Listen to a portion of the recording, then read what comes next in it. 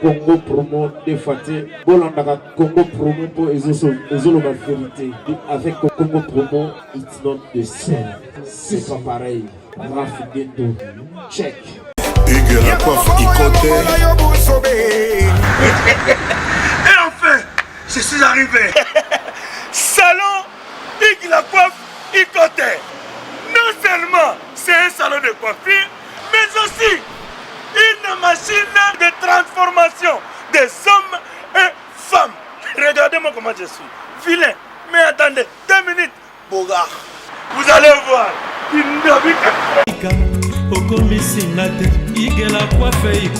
Hugues la coiffe Ikote, votre salon de coiffure mixte afro-européen situé sur la Nationale 3 au 174 avenue Aristide Briand, les pavillons sous bois. Pour plus de précisions, veuillez nous contacter au 01 41 55 00 00 ou encore sur notre site huguelacoiffeikote.com. Nous sommes ouverts tous les jours de 8h à 20h, même les jours fériés. Hugues la coiffe Ikote, l'homme qui coiffe la ville. Hugues la coiffe Ikote, le salon de coiffure mixte afro-européenne de proximité. Au 174 avenue Aristide Briand, les pavillons sous bois sur la Nationale 3. Un seul numéro, 01 41 55 00 00. La beauté de votre chevelure chez votre frère. Hugues la coiffe Ikote, même père, même mère. Chikicha, chikicha, cha cha. La beauté peut tout changer. Salon Hugues la coiffe Ikote. Quelle beauté! Sexy pour les femmes, ndindindi pour les hommes. Descartes Construction et yay! Fini l'inquiétude pour la réalisation de vos constructions de rêves en RDC au prix imbattable. Grâce à votre entreprise installée en RDC uniquement pour vous, spécialisée en construction, réfection, bâtiments, immeubles, vente de terrains, travaux publics, avec les ingénieurs architectes qualifiés au prix incroyable. L'escarpe Construction est aussi spécialisée en luminosité des bâtiments et éclairage public, installation des systèmes d'alerte, intrusion pour des maisons et véhicules et tout d'autres services. Nous acceptons aussi les paiements par tranche au prix incroyable. Pas d'hésitation avec Descartes Construction. Vous serez jamais déçus. Pour tout contact, notre email est descartesconstruction@gmail.com. Notre numéro de contact plus 447 93 92 82 813 et appelez-nous pour Kinshasa plus 243 89 91 56 86 2. Descartes Construction à Tozana Mbongo Moké, opération Tongana RDC. L'agence d'export et d'import Michelo Atlantic Shipping et yé bana ya Canada, bana ya USA, bomi tongisa lisusu te. Pour tous vos achats et ventes de voitures, pièces de rechange et les accessoires possibles. Na koti na ba koli na bino na Kinshasa, bomi tongisa penza te. Please, bakoya koza koli tina ndako. Pour tout contact, benga Michel Lukadi. Plus 1 508 371 60 43 USA na Canada. Pour la Kinshasa, benga na plus 243 89 551 30 38. Michelo Atlantic Shipping. Yaboye, bazu wapi. Papa na Kerouan, éternel Kenaya. Espace de cérémonie chez Hugues la coiffe Ikote. Un cadre spécial pour vos cérémonies conviviales, pour vos retraits de deuil, matanga, fiançailles, baptême, anniversaire, au 174 avenue Aristide Briand, le pavillon sous bois, dans le 9-3. Référence, salon Hugues la coiffe Ikote. Votre réservation au 01 41 55 00 00. Raf Ngindou, félicitations pour la promotion, c'est la pour l'artiste. Que Dieu te bénisse. À connaît pas demander, il n'y a rien en face. Congo promo Rafingindu nde naninga mabete Congo promo Rafingindu aza mutu aza na mbongo boga aza na bakara danger donc ya mutanzala te. En tout cas, félicitations, merci Sito et Oumela. Rafingindu, le présentateur de la France qui a tué Congo promo. Congo Boroto, c'est la France militaire de Congo promo. Et faites comme moi, allez voir Congo promo, tv5.com. Donc au nom de Jésus-Christ, nous bénissons le Congo promo. Avec Rafingindu, Congo promo ne tombera jamais. Piccolo Congo promo nde. Ouais, balobi Rafingindu. Congo promo toujours, grande puissance. Come on. Congo promo qui torcos net in a film. Congo promo babunda na nango. Rafingindu. Congo promo. What a plus, what a boss là.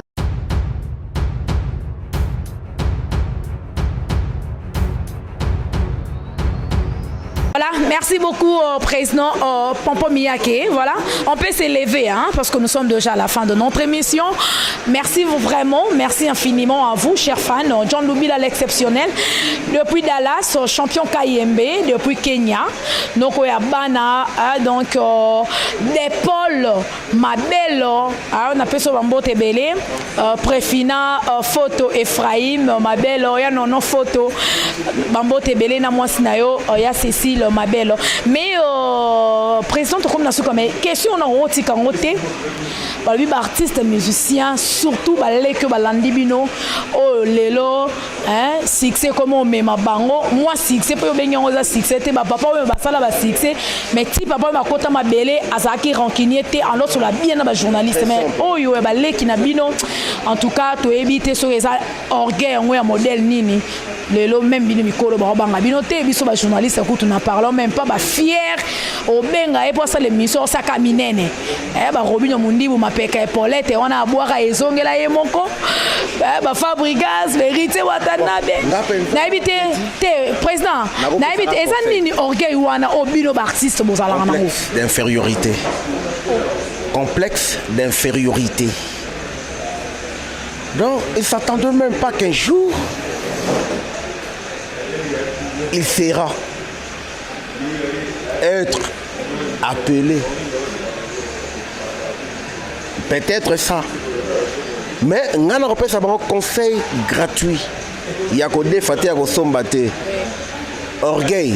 Et dans la badage belé oyo et condamnera toujours orgueil. Vous comprenez? Comme kiti sande ko tombola yo. Nzambe alobi, mi kiti sa ba tombola yo. Yo le yo che boye okozinda bakoya conseil pe na pesa na part na bino ba journaliste soko bengi bongo première deuxième troisième fois tika e bongo po ya oluka yo pe ozaka na besoin na yo yo kozana besoin mais pas na besoin na artiste va se belé donc po émission na yo bato bana nango il faut ka bazwa intel wana ka ye non non bato bana besoin batala bato belé artiste va se belé o ya Monica akomi bakoma total baki papa yamba bango potondima un devoir voilà donc devoir va pesi bino Mandela Mputu donc Laurent papa bine binote oui David no balobi ba artiste ba orgueil donc il faut on appelle lunette bon mona na penza mie to mona na misu donc balobi bo kene papa yamba bino pour orgueil pe l'équibino voilà donc merci beaucoup mais il faut botika ils en mabe makasi parce que on se complète bino bozana besoin na biso également biso pe to na besoin na bino net lelo to yambi artiste musicien munene mboka na biso Pompo Miyake bomoni ke ba fan ba news nae donc c'est comme ça merci beaucoup déjà à William Afoso grand pétrolier depuis Luanda Mandela Mputu donc mon frère salutations à vous salutations aussi à Madel la joie de Pichuna depuis France merci beaucoup vraiment Mamé Miline Zemba moi aussi à papa tous pépélé en béton depuis Kenya merci à mon boss que j'aime bien l'ingénieur Rafingindu depuis les États-Unis Timothée Pianazer notre cordon merci beaucoup à Josué Foncele Jean Bilon notre DT papa Dave Moubama les papas de Joyce Davlin merci infiniment à vous de nous avoir suivis d'ici là portez-vous bien et on se retrouve à la prochaine merci bye bye ciao. À plus. Bonjour, bonsoir. Et c'est bien moi, Pompon Miyake, l'artiste, musicien, chanteur. Je suis né dans une grande famille.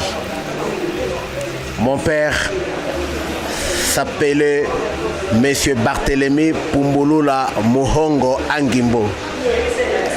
Ma mère aussi s'appelait Élise Mwanza Makembe. Je suis 6e de la famille. Na sali ba classe na kaka na Kinshasa. Je suis gradué.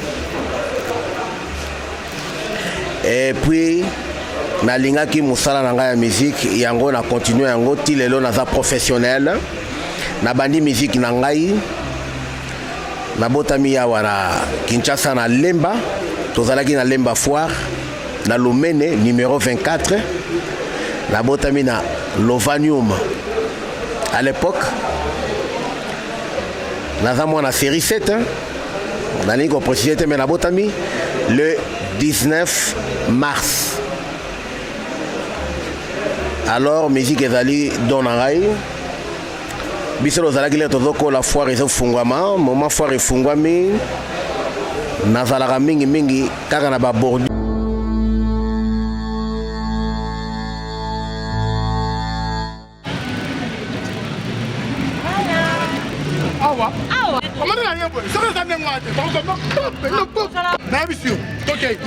Ça est bien fait. Bonjour, bonjour. Bonjour. Je pense que ma collègue n'a vu ça. Comment est déjà? Papa, nga so na uti poto na ya kanzela moko na biloko na ngai. Azana descendance ya Satutoma. Bandi marate za ba ya famille. Mais na jibe service andi marate andimi. Bana ya France, Paris, Lyon, Toulouse, Rennes. Bina tu bula kote wana. Uzana iloko lingu tinda na Afrique. Toa wana Congo na Kisasa. Nikuna yazo ngumba mako. Kukena na yoko situatite. Service agence pas comme les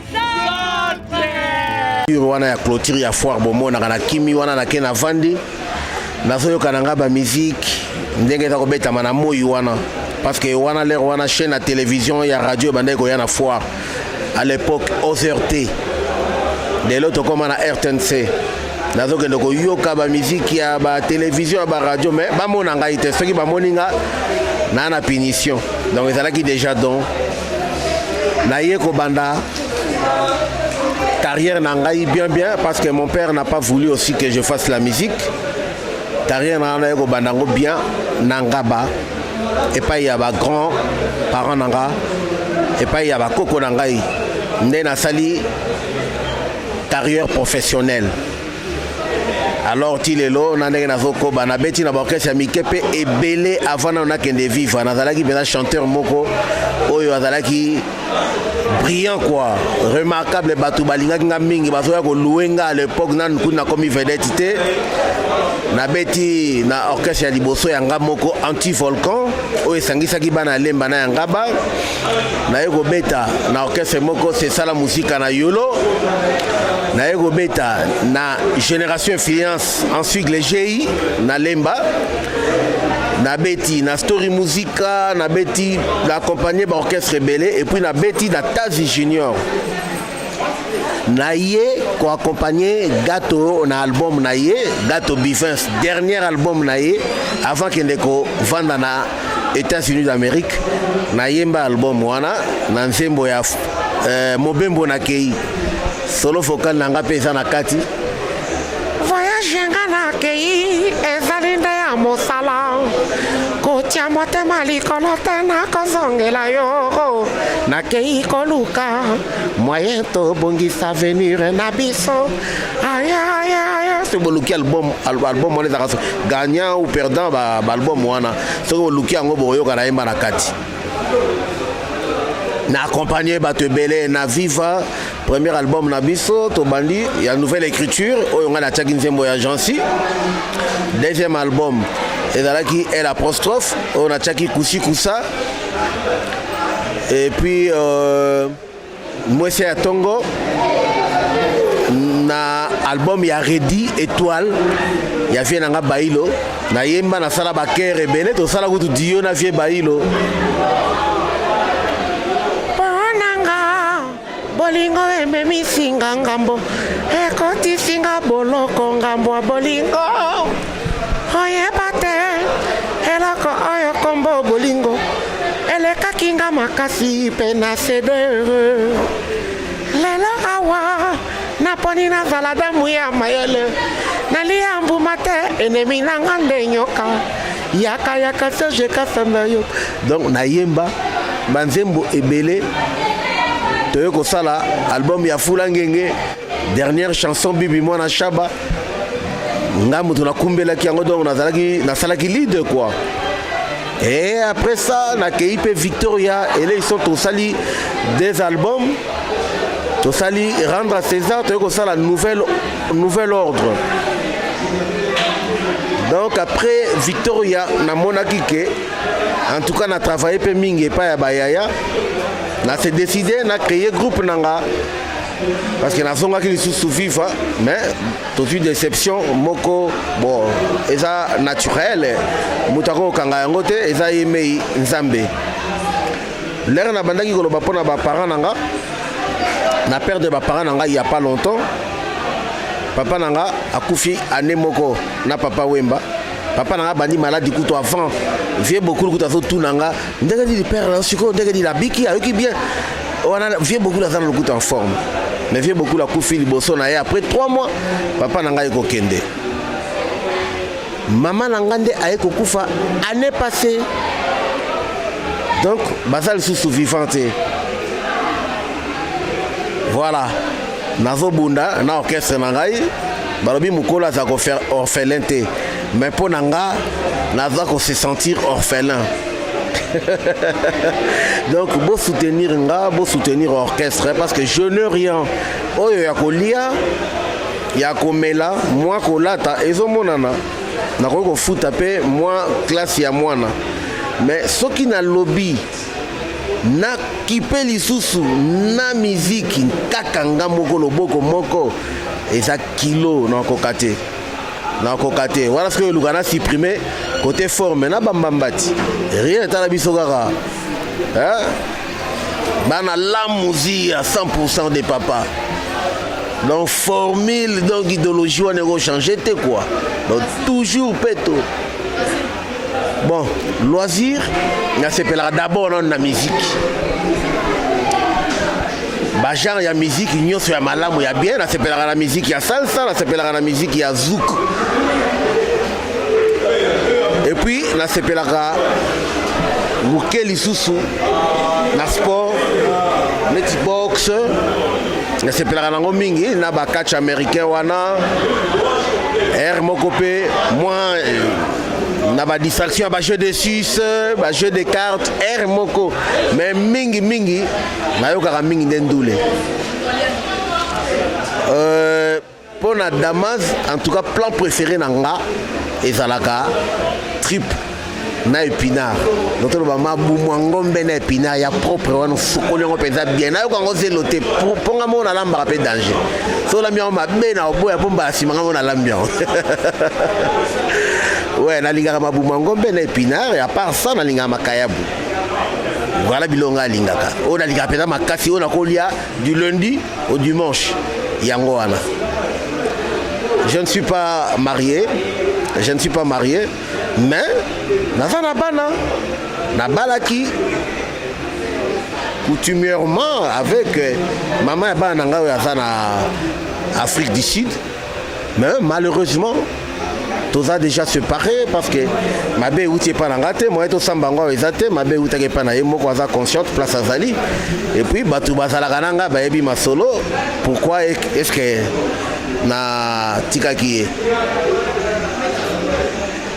Moi je maintenant 8 enfants. Papa yo monyo yo 8. Ngaku na boti bien.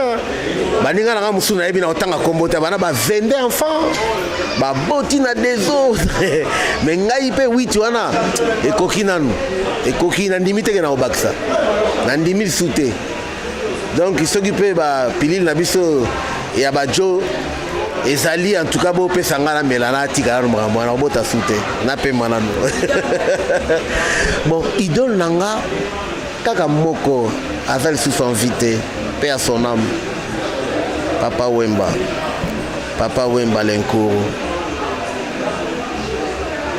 Ah bon, ya maman Nzambe. Ben na ba nostalgie na yo kaka ebele ba nostalgie ezaka mingi banzembo ya Zaiko ya viva ya kala. En tout cas na yo kango sozi banzembo lokola ba vie redo na sala remix ya banzembo wana pe na mikili. Hola mio batemba tikale la pasa akabasie atako basala kamotika. Donc ba vie wana badalaki ba chanteur au sakanate aussi ba vie lokola ba Joski Kiambukuta. Susi ekotelinga na motema na komi kolenga nzoto ya moto ekomi kokondo anga pasie sheri kotika ngai te o noki na kufa pasi na moto makanisi nde somo yeba ozali mwana moto comprendre nga. Donc ba vie wana nayoka bango trop ba vie ntesa d'alias mais surtout vie beaucoup. Mais nayoka ba grand chanteur mingi yango esala ke na la grand. Yango esala ke ngai na la grand parce que nazala le grand imitateur depuis mon enfance. Le soki na lingi nzembo na lingi mutona en tout cas il faut na imiter na voix pour na nzembo ana bien.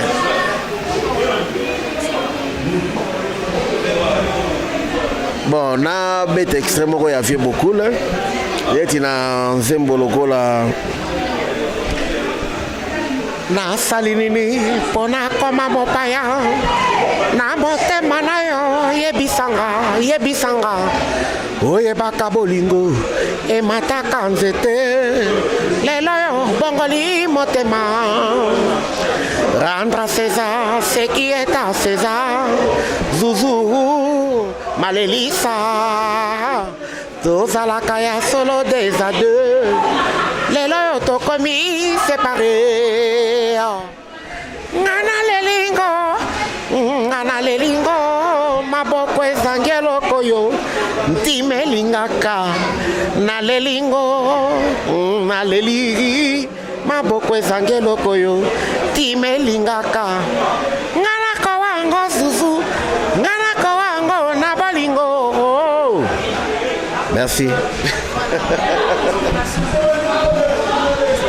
Bon, inspiration langa na s'inspiraka mingi na makambo na monaka soki na moni mais il faut la place pour na za kimia na za place pour pensa kimia c'est pour ça la préférera kovanda mingi na appartement parce que kovanda kaka na lopangu boye neti biso ba famille africaine donc ba dérangement ba makele tout donc na la concentrer il y a aucun retour la famille n'a pas vendre des alliés mais pour n'angamo pendant qu'on vend dans la préférence à la cara ngamoko dans la ngamoko pour eux na moni libanda l'air na zongi na nda kumbala mona okomo mélodie oya na ngosima ngamusa na kana komi nga na somba kanzembo te même chanson na boyoka ngamo na komango na teka kapenze te na somba raté. Donc on a ça banzembo belé on a nous découvrir te bogo yo kana ko meka pe kutu moko awa ba inspiration kaka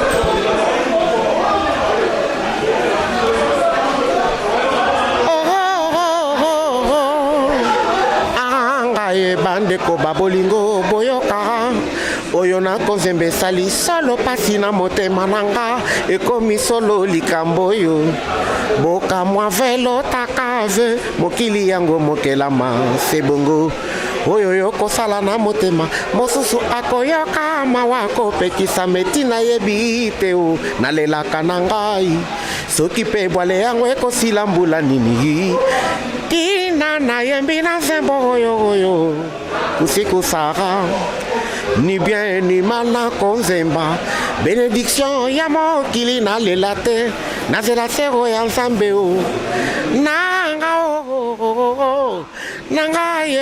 Il est le seul qui peut me délibérer dans la souffrance que moi j'ai éprouvée.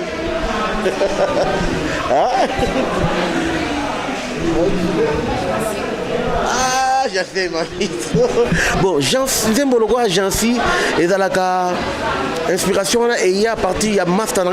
C'est une histoire vraie, mais c'est un nom imaginaire. Les noms là, Jansi, un nom imaginaire, mais vraie histoire. C'est une histoire vraie. Zalaki Master Nanga, Jike Maluata, Azasigona Luanda. Bazo vivre na chéri na ye, Master Zalaki na moi eloko. Les gars, Master Katani, Petit Tobolas, Master Souci, Oyo Wapi. Ngande na Zalaki consolateur na ye, na bimisaka ye, na tambusi ye. Ato lukele chéri moko boeme, Master Ope, ah rien, wana kaka. Ngabi metika, un jour ya rolela, ya boyi na ye, bon sali. Yamana s'inspira qui, à partir de Master wana, dans Nzembo. Jansi Mabaye, tu m'as trompé Jansi, tu m'as trahi Jansi, et les bons amours t'aiment. Yaka Jansi mama ego, toyokana kitako balana na yo, sima ya mikolo moke boye, obongoli na yo makanisi. Yaka Jansi mama ego, to pretaki serment na mi sans zambe. Kasi lelo yo otali ngai pamba e Olandi banguna oboyi koyoka e Okeia e Ndeki kotuna e Nini nasali Polelo yo kimanga e Nini yo defaki Naboyaki kofuta e Mama e Donc atambolaki mutu pona kolela yo Belina estomac Master wana.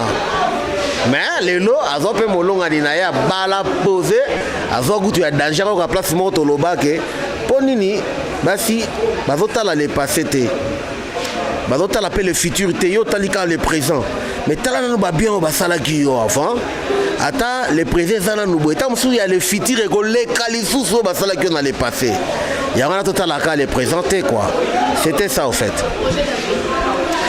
Bon, projet d'avenir et ça mon côté dans un projet belé à part na domaine où on a ça où ils bongo musique nazaka na ba projet lelo pompon miyake azala penza na ba ferme azala penza na ba berger azala penza na bateau baza ko s'occuper donc naza na bato nyonso oyo baza ko s'occuper na ba bien na ngai babiloko lokola babilanga élevage donc babiloko wana na raison nango makasi parce que nazwa sentiment wana epa ya kokobara nanga koko nanga ya mobali yoyo kininginingi oyo aboti mama nanga. Il est déjà mort depuis, ça date. Mais à côté de ça, je suis belé. Puis, il y a des soirs, pompon sur le sika. Au moni batu bazo ouela. Yo zonga sima. Zalata sima na bango nyoso. Ouela te. Et te yanga e belé. Ya omo na zara presete. Pompon miyaga mutu oyo. Soit d'ailleurs mutu oueli ça. Mais na loba pe e belé. Po na sali e belé na musique congolaise.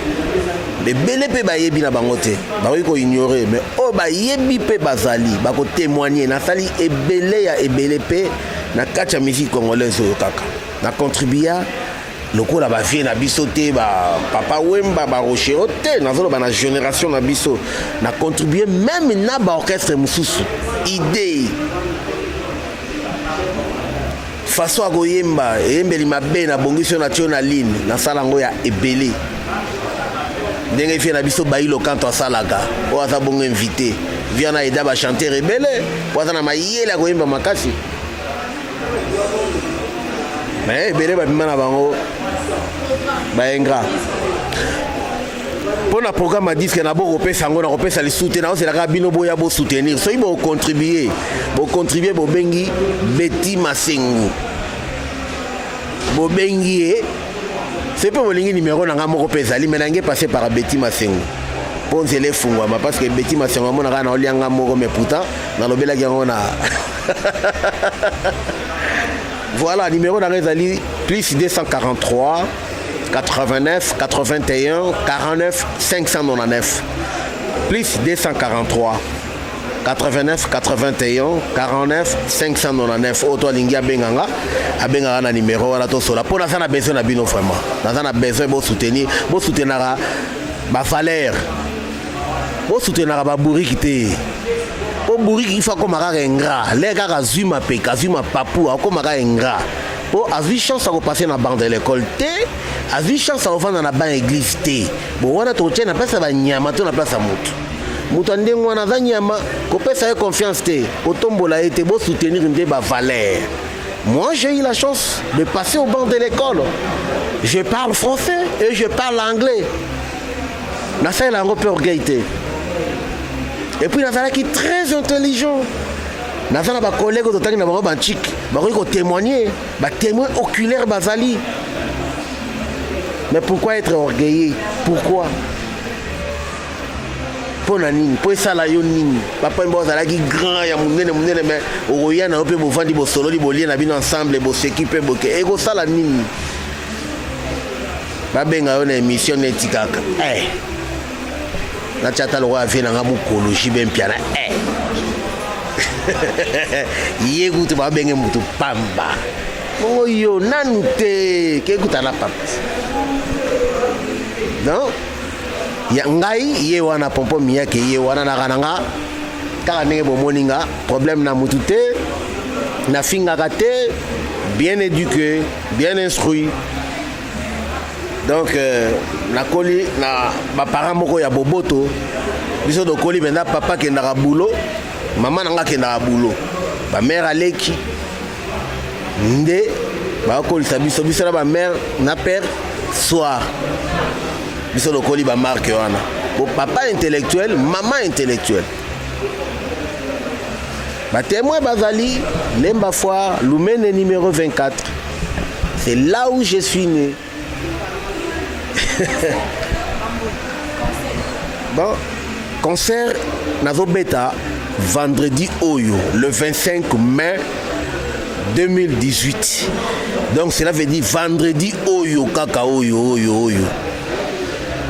na bengi bino banyo so basana bolingo balinga bonne musique boya na invité oncle nanga Redi Amisi yena benga ke oncle Pazalaki purement c'est oncle nanga pe akufa leki ya maman nanga propre même père même mère dokiana lelo totikala na petit frère na e Edi Nonguma a Ozalawana en tout cas boya koyoka bonne musique na bona sala ba commentaire là-dessus na préféré boya bino mo bo vivre bye wanga yogo balingo etindelinga mide paplito na kwei makale kaleo na ebite soki a gauche tope a katifi a droite susi a bolingo esalinga lokola mwana na mama na yo suisse mboka ya poto virike petonda Carrefour miswe bungi nzela na kominde kotelenga na o baplito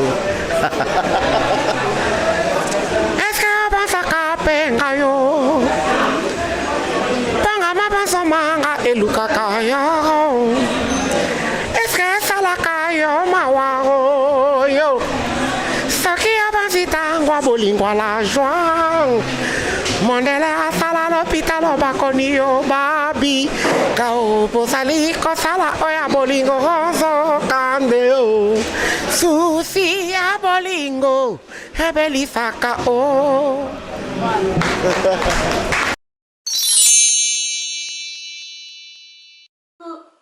Coucou, c'est Nathalie Makoma. Promo sur CPLA TV. CPLA TV Box est commis à 55 livres. Et encore plus, 10 jours gratuits. Et encore 15 livres par mois. Abonnement dans CPLA TV. Oh mon Dieu. En profitez. Boya, parce que promotion, et Zaline copé la moto. CPLA TV. Wow. It's the best. Nathalie Makoma. À bientôt.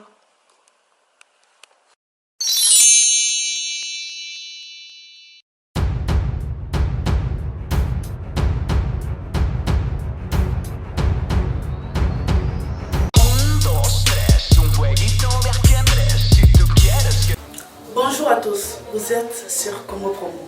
Si vous aimez plus de vidéos, cliquez le bouton en bas, abonnez-vous en masse. Moi, Bérodès, je me suis déjà abonné. Il reste que...